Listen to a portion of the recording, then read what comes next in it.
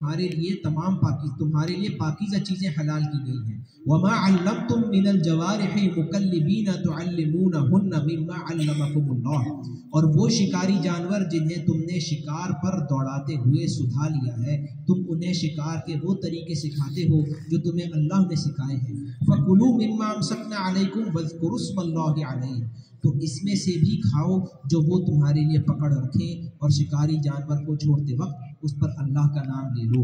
اب یہ کہ شکاری جانور رکھا ہوا ہے شکار کو پکڑنے کے لیے، تو جب اس کو چھوڑتے ہیں اسی وقت اللہ کا نام لے لیتے ہیں، جیسے ذبح کرتے وقت جانور کو اللہ کا نام لیتے ہیں، تو شکاری جانور کو چھوڑتے وقت اللہ کا نام لینے کی بات ہو رہی ہے۔ اور پھر یہ کہ اگر وہ پکڑ لیں اس کو بھی ذبح کر دیا جائے تو اس میں سے بھی کھا سکتے ہیں۔ واتقوا اللہ، اور اللہ کی نافرمانی سے بچو۔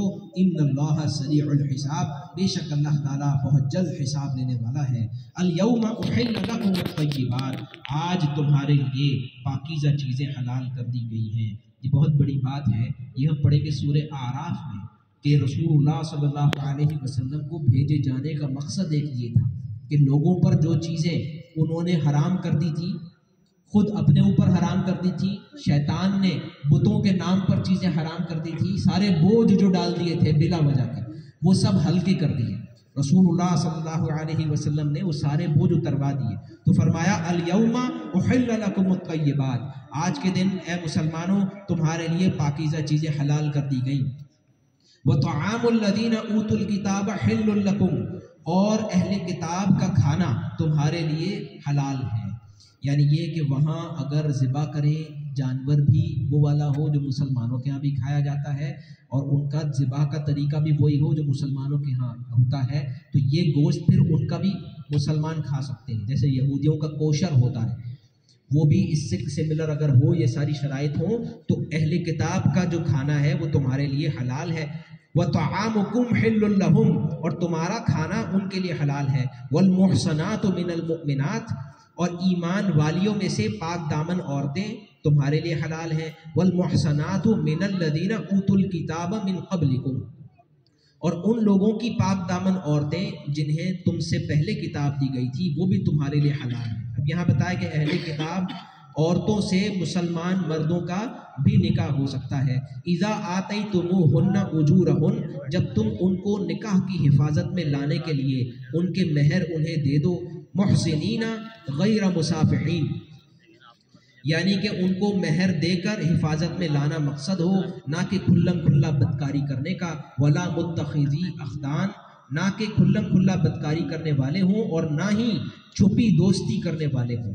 ومن یکفر بالایمان، اب یہ بڑی اہم بات ہے، جہاں بتایا کہ اہل کتاب عورتوں سے مردوں کا نکاح ہو سکتا ہے، تو وہاں یہ بھی بات بتائی ہے ومن یکفر بالایمان، جو کفر کرے ایمان کے بعد، فقد حبط عملہ، تو یقیناً اس کا عمل ضائع ہو گیا۔ اب یہ کیوں کہا جا رہا ہے؟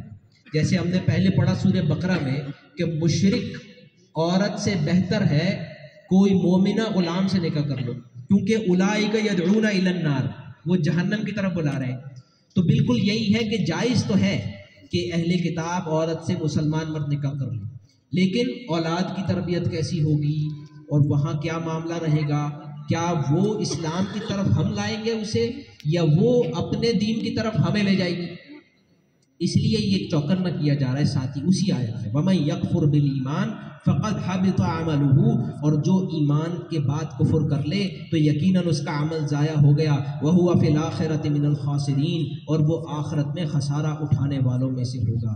یا ایھا الذین آمنوا، اب یہ سورہ مائدہ کی آیت نمبر 6 ہے، جس میں وضو کا پورا طریقہ بتایا گیا، اس کے بعد تیمم کا طریقہ بتایا گیا، اور آگے جو طہارت کی بات ہے اس کے حوالے سے یہ بہت عظیم آیت ہے۔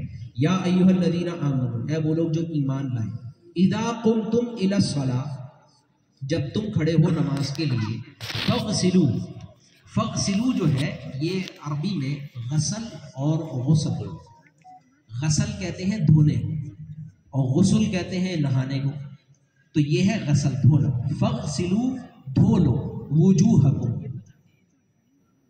وجوہکم کیا ہوتا ہے؟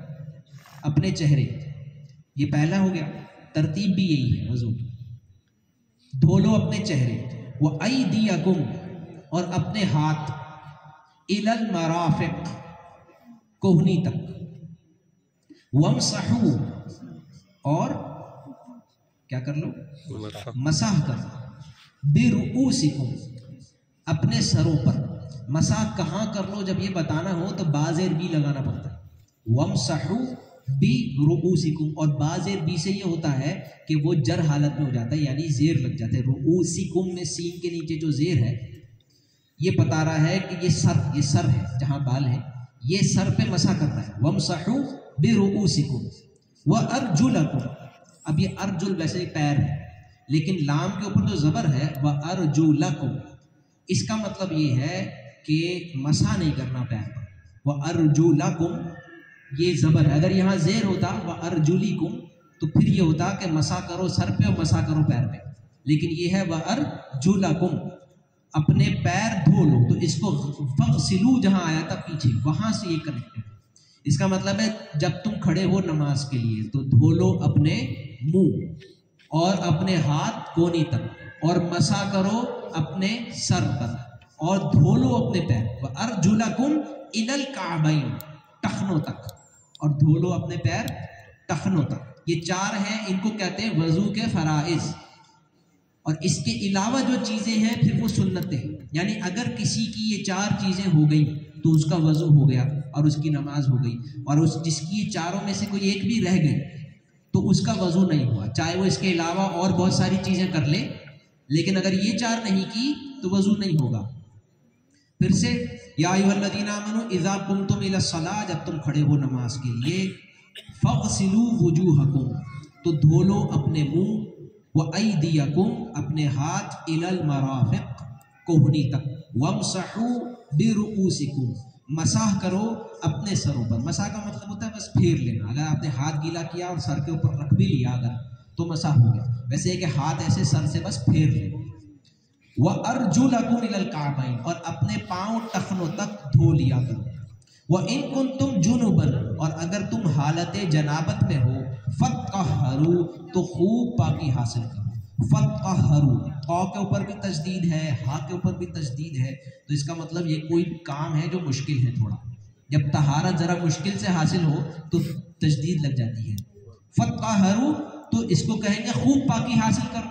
یہاں مراد ہے پھر پورا نہر یعنی پورا اب جسم جو ہے وہ بھیگنا چاہیے. اب پورے جسم کو بھگا لیا پھر بھی ناک کے اندر پانی نہیں گیا منہ کے اندر پانی نہیں گیا.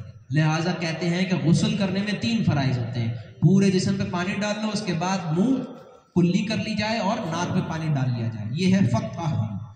وَإِن كُنتُم مَرْضَىٰ أَوْ عَلَىٰ سَفَرٍ أَوْ جَاءَ أَحَدٌ مِّنكُم مِّنَ الْغَائِطِ أَوْ لَامَسْتُمُ النِّسَاءَ فَلَمْ تَجِدُوا مَاءً فَتَيَمَّمُوا صَعِيدًا طَيِّبًا فَامْسَحُوا بِوُجُوهِكُمْ وَأَيْدِيكُمْ مِنْهُ.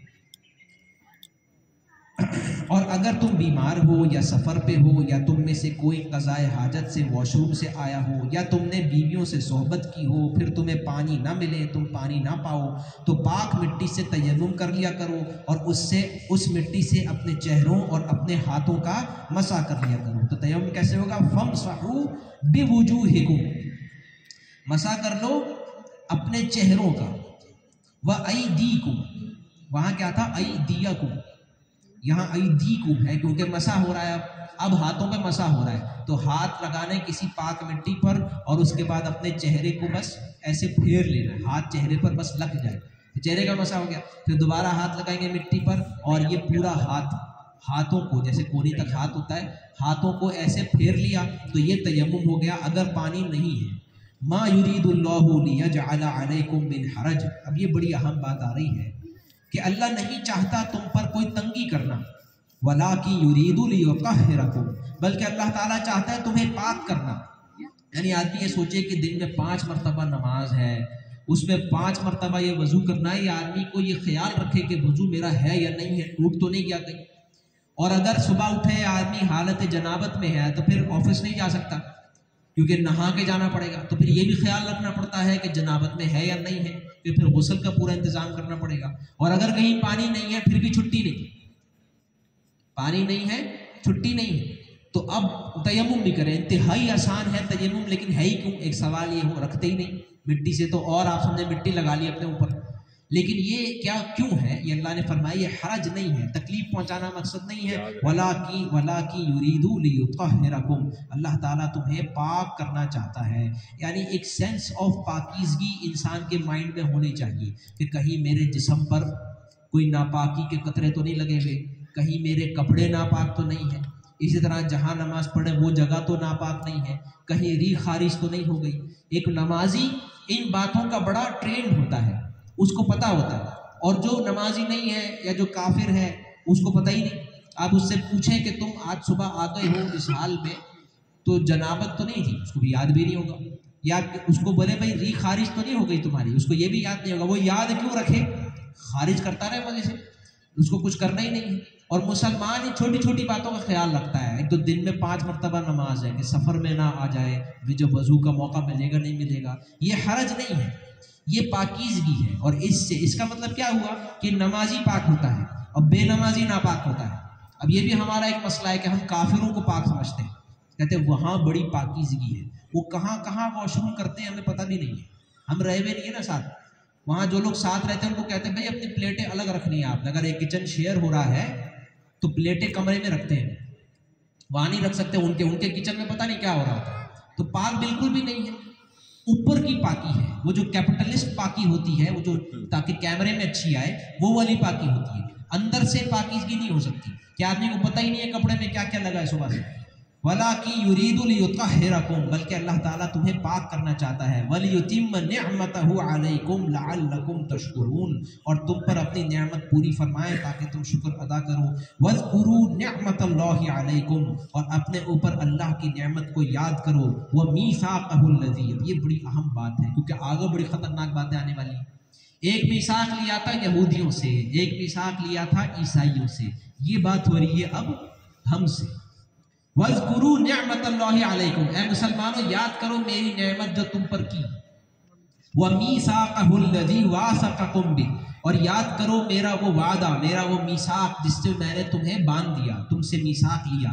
اِذْ قُلْتُمْ سَمِعْنَا وَأَطَعْنَا، جب تم نے کہا تھا ہم سنیں گے اور مانیں گے۔ ابھی سورہ بقرہ میں بول کے آ رہے ہیں وَقَالُوا سَمِعْنَا وَأَطَعْنَا، تو یہ تو بول دیا ہم نے۔ جب آدمی کلمہ پڑھتا ہے تو وہ یہ بولتا ہے سمعنا وأطعنا، سنیں گے اور مانیں گے۔ یہ کیا ہے؟ وعدہ، اور وعدے توڑنا، اللہ کے ساتھ وعدے توڑنے کی باتیں بھی آگے آ رہی ہیں، اس سے کیا ہوتا ہے؟ واتقوا اللہ، اللہ کی نافرمانی سے بچو۔ ان اللہ علیم بذات الصدور، اللہ تعالیٰ سینوں کے رازوں کو جانتا ہے۔ یا ایھا الذین آمنوا کونوا قوامین للہ شہداء بالقسط، اے ایمان والو اللہ کے لیے انصاف کے ساتھ گواہی دیتے ہوئے مضبوطی سے قائم رہنے والے ہو جاؤ۔ کونوا قوامین للہ شہداء بالقسط، سورہ نساء میں آیت نمبر 136 میں اس کے آگے پیچھے ہوئے تھے یہ الفاظ، وہاں تھا کونوا قوامین بالقسط شہداء للہ، یعنی کونوا قوامین پہلے للہ، شہداء کے بعد بالقسط، یعنی اللہ کے لیے قائم کرنے والے، اللہ کے دین کو قائم کرنے والے بن کر کھڑے ہو جاؤ، بن جاؤ۔ کونوا قوامین للہ شہداء بالقسط، انصاف کی گواہی دیتے ہوئے، یعنی اللہ تعالیٰ یہ چاہتے ہیں، سورہ نساء میں بہت واضح تھا، انصاف قائم کرنے والے بن کے کھڑے ہو جاؤ، یہی اللہ کی گواہی ہوگی۔ اب سورہ مائدہ میں اس سے اوپر کا لیول ہے، انصاف تو انسانی بات ہے، تمام انسان انصاف چاہتے ہیں، اب یہاں اس سے اوپر کی بات، قوموا قوامین للہ، کونوا قوامین للہ، اللہ کے دین کے قائم کرنے والے بن جاؤ، جو آگے آئے گا سورۃ توبہ میں، حافظون لحدود اللہ، میرے گھر میں بھی دین ہو، میری ذات میں بھی دین ہو، میرے محلے میں بھی دین ہو، میرے ملک میں بھی دین ہو، اس پوری دنیا میں دین ہو۔ مطلب یہ کہ کہیں بھی اللہ کی نافرمانی ہو اگر، تو میں اور آپ کھڑے ہو جائیں اس کے خلاف، ہمارے گھر میں ہو، ہمارے محلے میں ہو، اگر اللہ کے دین کی نافرمانی ہو رہی ہے، اس ملک میں ہو یا اس دنیا میں ہو، اللہ کے دین کی، اللہ کی نافرمانی ہو رہی ہے تو ہمیں کھڑا ہونا پڑے گا۔ رسول اللہ صلی اللہ علیہ وسلم نے فرمایا کہ آپ صلی اللہ علیہ وسلم نے، اللہ تعالیٰ نے جبریل علیہ السلام کو حکم دیا کہ فلاں بستی پر عذاب نازل کرو۔ جبریل علیہ السلام نے اللہ سے فرمایا کہ اے اللہ وہاں تو ایک بہت نیک آدمی بھی رہتا ہے جس نے کبھی پلک جھپکنے کے وقت تک بھی نافرمانی نہیں گزاری، نافرمانی نہیں کی، تو اللہ تعالیٰ نے فرمایا کہ پہلے اس کو عذاب دو پھر دوسروں کو دو، کیونکہ یہ میری نافرمانی ہوتے ہوئے دیکھتا رہا اور اس کا چہرے کا رنگ نہیں بدلا، اس کو غصہ نہیں آیا، اللہ کی نافرمانی ہوتے ہوئے دیکھے اور کچھ نہ ہو۔ اسی لیے رسول اللہ صلی اللہ علیہ وسلم کا حکم ہے، من رأى منکم منکرا فلیغیرہ بیدہ، تم میں سے جو کوئی برائی کو دیکھے اس پر لازم ہے کہ اسے اپنے ہاتھ سے روکے۔ تو دیکھ کر کچھ نہ کرنا یہ آپشن نہیں، ہاں اگر روک نہیں سکتا ہاتھ سے، فَإِن لَمْ يَسْتَطِعْ فَبِلِسَانِهِ، تو زبان سے بدلنے کی کوشش کرے، فَإِن لَمْ يَسْتَطِعْ فَبِقَلْبِهِ، اور زبان سے بھی کوئی فرق نہیں پڑ سکتا ہمارے کہنے سے، تو کم از کم دل میں برا جانے، وَذَلِكَ